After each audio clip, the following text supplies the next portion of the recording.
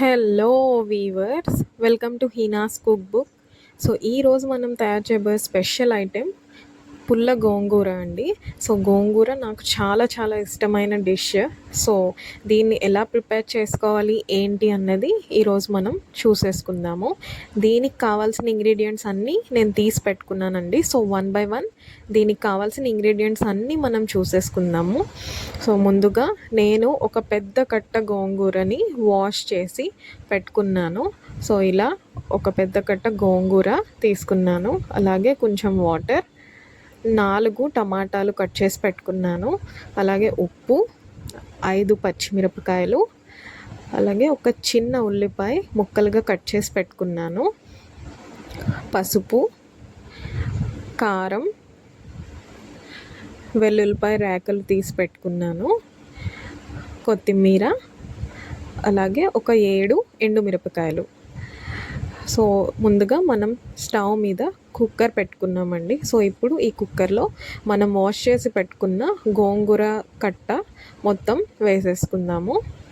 So ఇలా మనం గోంగూర మొత్తం వేసేసుకోవాలి. సో ఇలా గోంగూర వేసుకున్న తర్వాత ఇప్పుడు మనం ఇందులో నెక్స్ట్ పచ్చిమిరపకాయలు యాడ్ చేసుకుందామండి. సో నేను ఇక్కడ 5 పచ్చిమిరపకాయలు యాడ్ చేసుకుంటున్నాను. మీకు ఇంకా స్పైసీగా కావాలంటే మీరు ఇంకా పచ్చిమిరపకాయలు యాడ్ చేసుకోగలరు. లేదు తక్కువ కావాలంటే మీరు తక్కువగా యాడ్ చేసుకోకండి. సో ఇలా 5 పచ్చిమిరపకాయలు యాడ్ చేసుకున్న తర్వాత ఇప్పుడు నేను 2 టేబుల్ స్పూన్ల చిల్లీ పౌడర్ ఇందులో యాడ్ చేసుకుంటున్నానండి.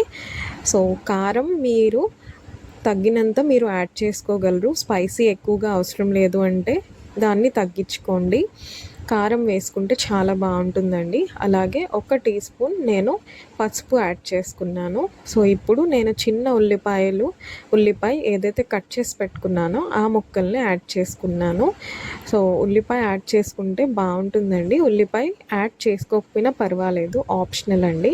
సో అలాగే 4 మీడియం సైజ్ టమాటాలు కట్ చేసి పెట్టుకున్నాను, అవి కూడా ఇందులో యాడ్ చేసుకున్నాను. ఇప్పుడు ఇందులో మనం జస్ట్ కొంచెం లైట్గా వాటర్ అనేది వేసి కుక్కర్ విజిల్స్కి పెట్టుకుందామండి. సో గోంగూరలో కూడా మనకి వాటర్ అనేది వస్తుందండి. సో అందుకు మనం కొంచెం జస్ట్ వాటర్ యాడ్ చేసుకుంటే చాలు.